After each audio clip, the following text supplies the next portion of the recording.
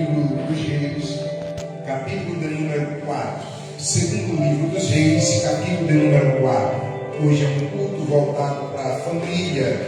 Quando o obreiro Edmilson, ele me convocou para que está, ele falou: olha, eu sou responsável por esse trabalho.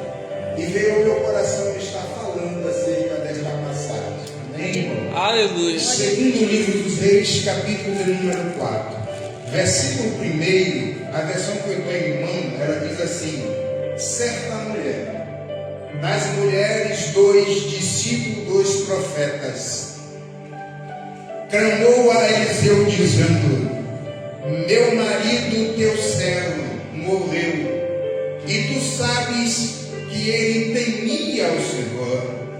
É chegado o credor para levar os meus 2 filhos como escravo.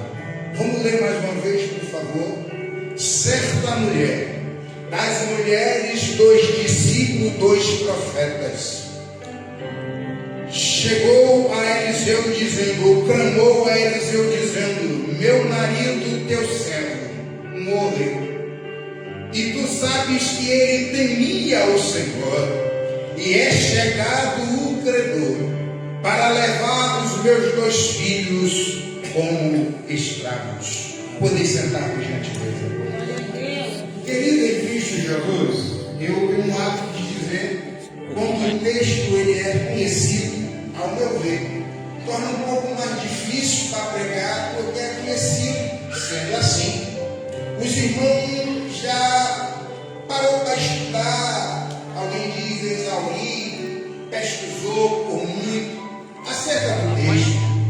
Aí eu digo que é difícil, por quê? Porque os irmãos conhecem o texto. Então eu quero aqui entender, e consciente de que o texto é conhecido, eu quero só lembrar daquilo que está escrito. A minha função hoje, como em tantas outras vezes, é ler o texto com a igreja, explicar o texto e transliterar o texto para os dias atuais. Essa é a minha ocupação nessa hora. Queridos em Cristo, o texto diz certa mulher. É verdade que acerca desta mulher, nós não sabemos muito quem era a sua família, o seu pai, sua mãe, qual era a cidade que ela morava. O texto não corrobora. Nós sabemos que ela era uma mãe, nós sabemos que ela foi uma esposa, e ela diz aqui que o seu marido havia morrido. Então o que me chama a atenção aqui é que o texto diz que ela era uma das mulheres, 2 discípulos, 2 profetas. Quando ela chega a Eliseu, eu começo aqui, se não quiser acompanhar, peço ao obreiro Edmilson, porventura, quando eu estiver citando o texto depositado, Deus abençoe, se não também fica à vontade. O importante é saber que Deus continuará a falar conosco. Perceba que o texto diz que ela afirma: meu marido morreu. Quando ela afirma isso, meu marido morreu, em estrelinha ela está dizendo: aquele que era o meu sustento, aquele que era responsável para me manter no dia a dia. Porque pela história, ou na história, na época, as mulheres elas não trabalhavam, elas ficavam em casa cuidando das coisas dos lares. Hoje nós dizemos que as mulheres que não trabalham, alguém diz que só porque fica em casa não trabalha. A verdade é que as mulheres que ficam em casa trabalham até mais do que muitas das vezes nós que vamos trabalhar em trabalhos fora. Porque na verdade elas não têm descanso. Quando tem filhos pequenos,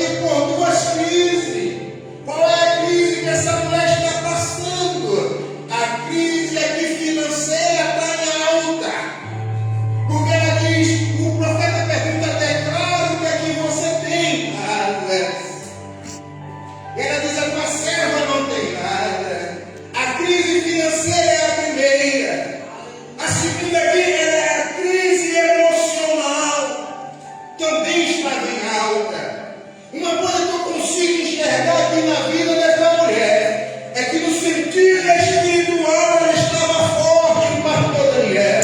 No sentido espiritual ela estava bem. No sentido espiritual ela tinha recurso. Como assim? Ela sabia a quem recorrer. E o texto diz: ela vai ao profeta Eliseu. Profeta aqui no hebraico é Nabi. Nabi quer dizer porta-voz de Deus. O Nabi, o profeta, ouvia de Deus e transmitia para o povo. O profeta representava a Deus na terra. E Deus enviava a resposta para o profeta e o profeta ao povo. Quando ela vai ao profeta, ela está indo a Deus, representante no profeta. A lição que nós pegamos aqui, independente da crise que porventura estamos a passar ou a atravessar, o importante é estar bem espiritualmente. O importante é estar bem espiritualmente. Por quê? Por causa do texto. O texto diz que ela vai, ela diz: o meu marido morreu. Quem era esse marido? A história diz que o marido dela era Obadias. Quem era Obadias? Primeiro livro dos Reis, capítulo de número 18, versículo 3, a Bíblia diz que Obadia, quando Jezabel perseguia os profetas do Senhor, ele pegou 100 profetas do Senhor e guardou, sustentando com pão e água em covas. No versículo de número 13, ainda no capítulo 18 de 1 Reis, ele se encontra com Elias. Ele diz: porventura, o Senhor não ouviu quando Jezabel perseguia os profetas, matava os profetas? Eu peguei 100 homens do Senhor, 100 profetas eu guardei, sustentando com pão e água. Glória a Deus. De covas em covas. O que quer dizer isso? A dívida que ele tinha era uma dívida por causa da benevolência dele para com o Senhor. Era por causa do amor pela obra que ele tinha para com o Senhor. Então, amada, essa dívida foi exercida ou aconteceu por causa do amor a Deus. Aí nós percebemos que essa mulher tinha conhecimento. Ela vai a Deus por intermédio do profeta. E a Bíblia diz o seguinte, versículo 1 que lemos: ele chegou e clamou ao profeta, a Eliseu. Quando ela clama aqui, eu parei, eu li isso aqui, irmão, tem muito tempo. Eu disse aos irmãos que eu não gosto muito de ler para pregar, mas eu gosto de ler estudando devagar. Ontem de ontem eu parei para mais de 3 horas tentando fazer um esboço aqui, e confesso que não terminei. Então eu li devagarzinho. Eu percebi que essa mulher, quando ela vai clamando ao profeta, ela vai reivindicando a Deus aquilo que ela tinha direito. Glória a Ela Deus. vai buscando a Deus, em Deus, aquilo que ela sabia por intermédio da palavra. Ela não foi gritando as leiras. Ela não foi desfavoriva, como fala ali no Rio de Janeiro. Ela foi consciente do porquê estava indo em busca do profeta. Glória. Aplica para nós temos que entender que pode até estar passando vento, pode até ter dificuldade no lar e na nossa família, entre os nossos, mas temos que nos prostrar e dizer: Deus, não aceito, porque a sua palavra diz: eu e minha casa serviremos ao Senhor. Aleluia. Glória a Deus. Aleluia. Mas irmão, ela diz: eis que veio o credor. Aí o credor aqui é um tipo legal de inimigo das nossas almas. Por quê? Porque a Bíblia fala em Levítico, capítulo de número 25, versículo de número 39, a Bíblia diz assim: também a teus irmãos, quando empobrecer, estando ele contigo, e vender-se a ti, não fará servir como escravo. Versículo de número 42, porque são meus servos, e quem te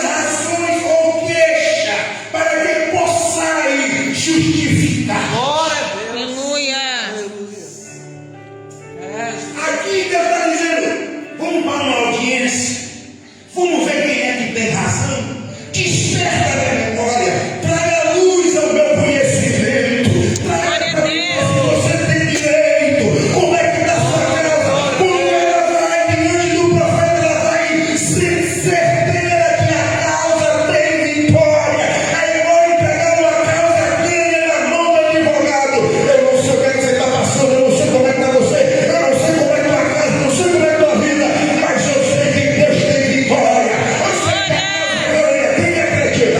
Aleluia. A causa ganha para a glória de Jesus. Ela veio e dentro dessa história ela diz: eu vou. Aí o profeta no versículo número 2, no livro que lemos, o profeta diz, e Eliseu lhe perguntou: que te hei de fazer? Diz-me o que é que você tem em casa. E ela diz: a tua serva não tem nada. Aí tem uma vírgula. Por quê? Porque Deus não conta com nada. Aí ela é tomada pelo impulso do Espírito Santo e diz: se não uma botija de azeite.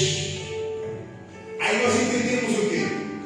Por esse texto a gente percebemos que Deus não conta com nada. Deus não conta com nada. Por quê? Porque de todos nós que aqui estamos, no mínimo, temos um talento, 2 ou 5. Não tem nenhum aqui nesse lugar que não tenha um talento, no mínimo. Deus está dizendo: eu conto com aquilo que eu já te dei. Eu do nada criei tudo e capacitei a você para estar me servindo com os dons. Glória a Deus.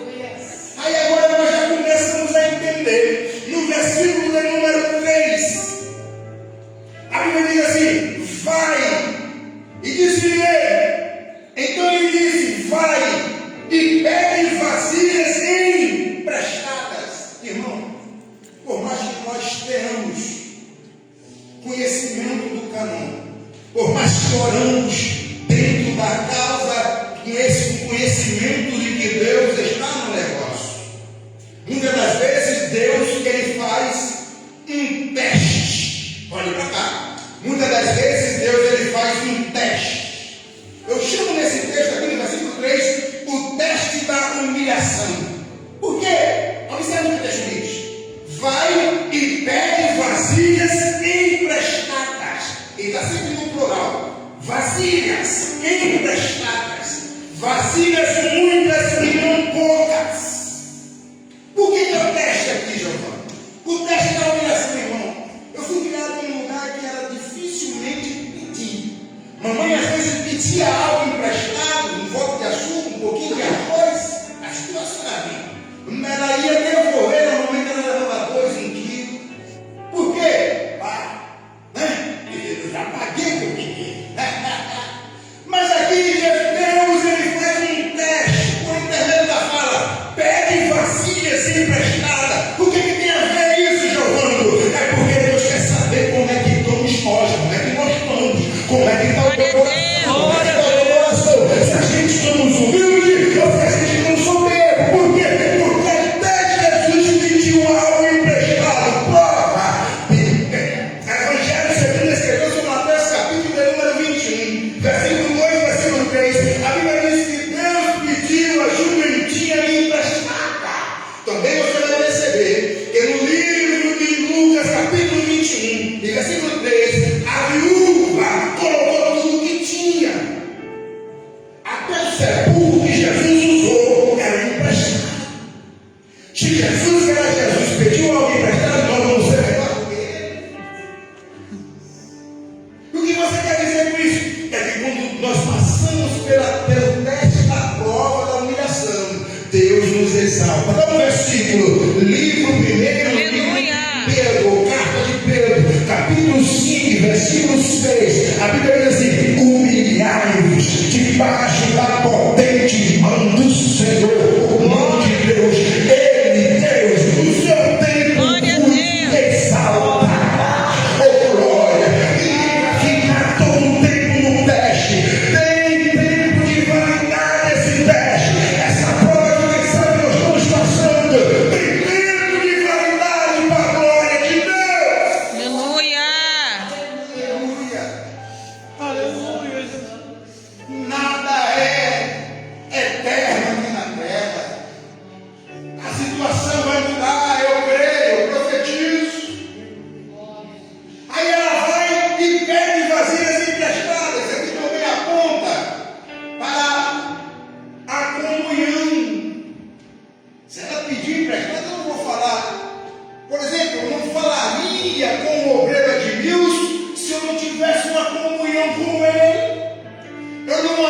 prestaria se não tivesse um respeito e um achego a Ele.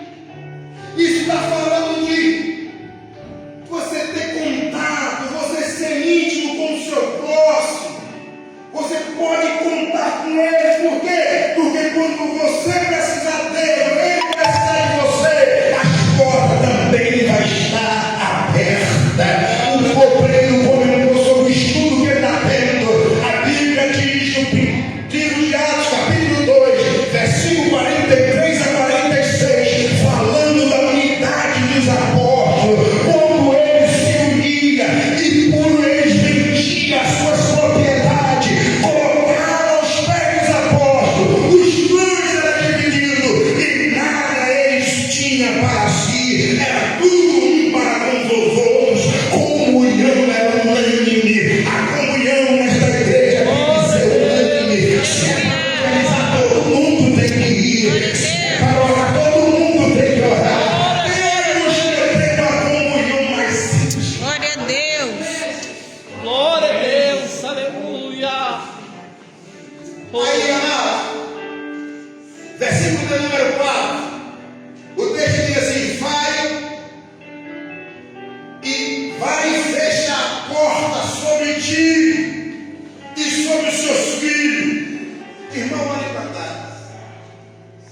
Entre o versículo 3, 4 e o versículo 5, o versículo 5 inicia dizendo: partiu.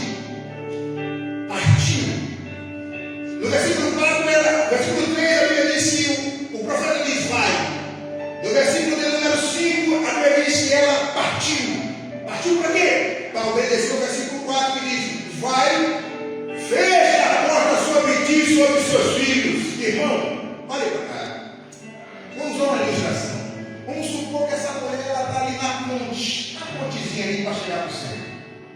O profeta está ali. Vamos lá, vamos pensar. Pensa comigo. Isso pregador é pensador. Então vamos pensar.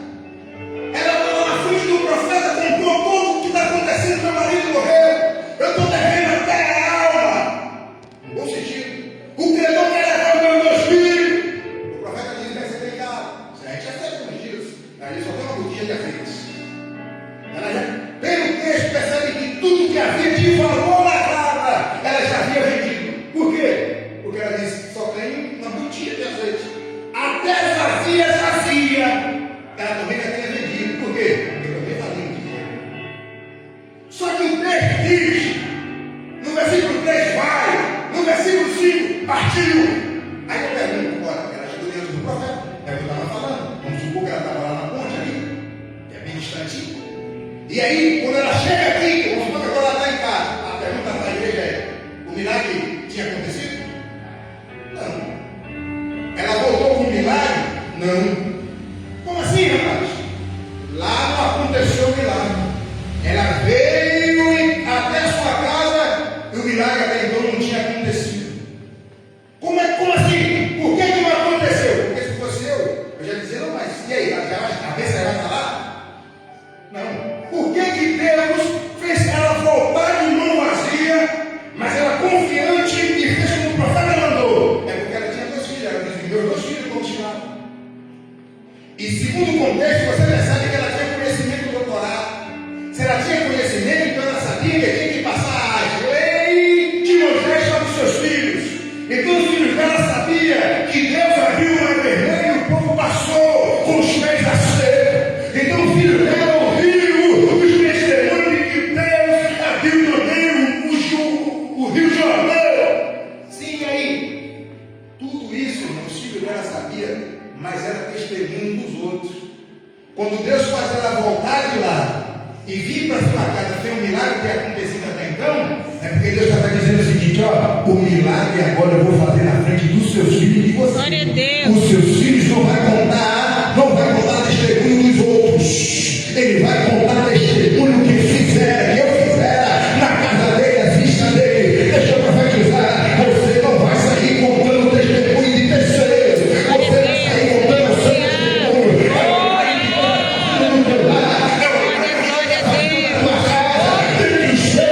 Porque Deus está dizendo: eu vou fazer milagre dentro dos céus e eles vão ver. Glória. Glória a Deus.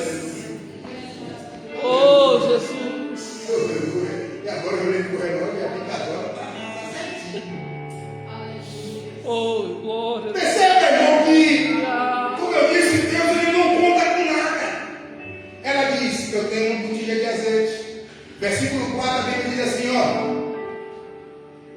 Versículo 4. E partiu e pôs a parte. Vamos lá, versículo 4. Então, entra e fecha a porta sobre ti e sobre teu filho, e deita o teu aceite. E deita o teu aceite. Deus está dizendo, eu preciso que você se pontifique. Eu preciso que você se conscientize que precisa ter algo que eu já lhe dei. E você precisa exercer dentro daquilo que eu te dei. Porque Deus não conta com nada. Deus está dizendo ele, aqueles dois jovens, que está registrado em João capítulo 6, versículo 9, que tinha 5 pães e 2 peixinhos. Por meio dele, por meio do que ele tinha, multidão encheram a barriga e sobrejou. Deus está dizendo, aqui vai dizer, eu não tenho como dar pão, eu não tenho como dar peixe. Deus está dizendo, vou lhe apresentar um outro texto. Qual é? Atos dos Apóstolos, capítulo 28, versículo 3, versículo 4. A Bíblia diz que Paulo chega em Malta, uma ilha, pega graveto para colocar na lenha, para que o fogo aquecesse, para aquecer o seu próximo. E o fogo aqueceu, mas sua vida não morre. E como fica apaixonado, diz ele vai morrer, porque era rebelde. E aí o texto diz que nada aconteceu com ele, mas foi a alavanca, foi um despertar de Deus para o povo, dizendo: ele tem um Deus grande, você tem um Deus grande, você tem um Deus grande, e esse Deus que é grande vai fazer milagre através de você.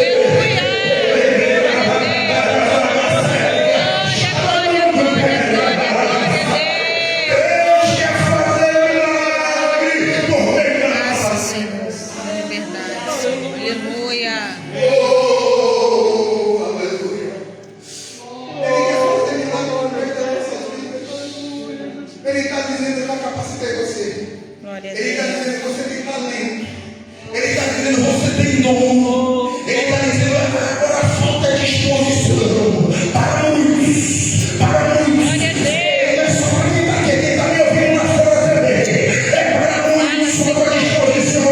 É nessa manga, obreira de Nilson, pastor Daniel, e diz: eis-me aqui, Senhor. Eis-me aqui, Senhor. Envia-me aqui.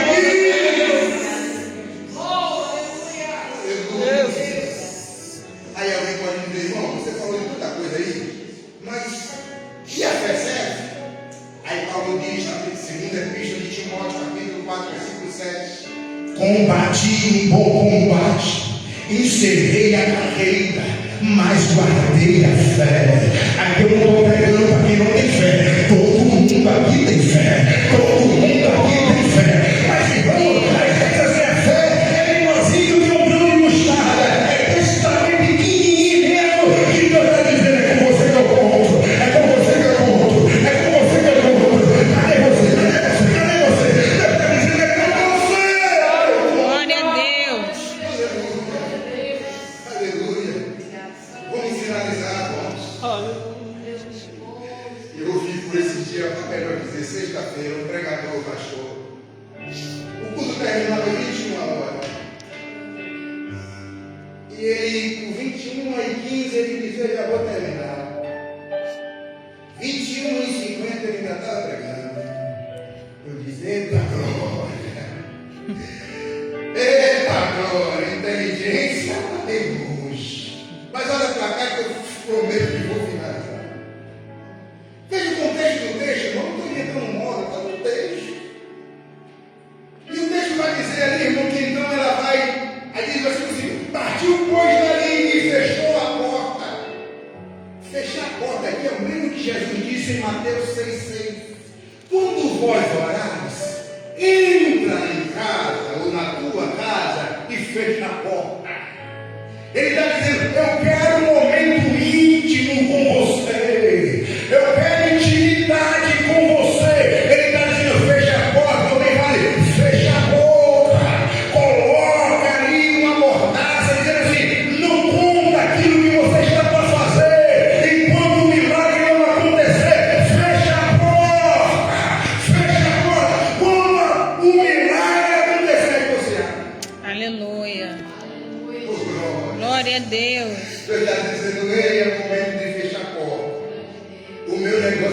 sem dinheiro.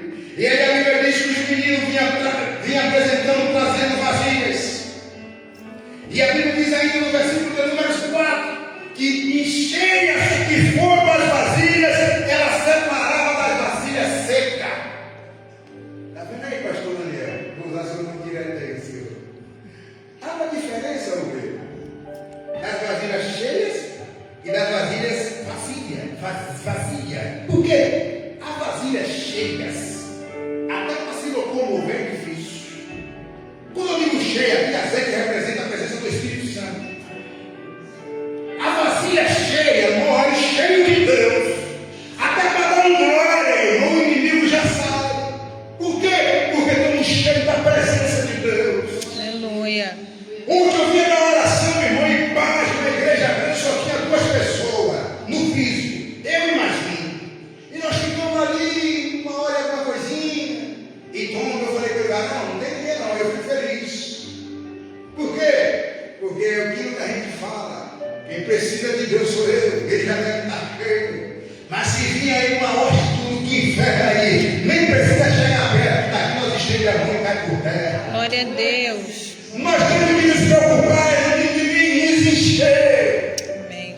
Depois que nós estamos cheios, igual o dia da mulher, enche as vasilhas. Aleluia. As vasilhas secas só servem para fazer barulho louco.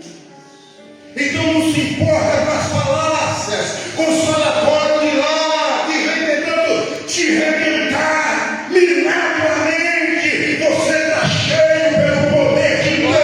Deixa as vasilhas vazias, salar para lá.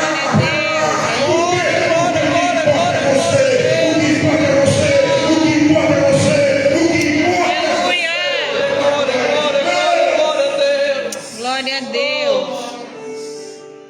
Aí esse texto fala 5 vezes vazias e 2 vezes vazia. Não é vazia, é vazia no singular. Por quê? Porque tem menos vazias e mais cheias. Oh glória, oh glória. Aí eu vou terminar, terminei, já falou 2 vezes. Aí o texto finaliza no versículo de número 6, dizendo: cheio que foram as vasilhas. A mãe pergunta ao menino: cheias as vasilhas? Versículo 6. Disse ela a um dos seus filhos: chega-me aqui mais uma vasilha. Mas ele respondeu: não há mais vasilha. E não há mais vasilha nenhuma. E a Bíblia diz: e o azeite parou. Só ainda não tem, né? Pastor, então olha para cá, vou falar bem baixinho. O problema não é o azeite. O problema é de Deus.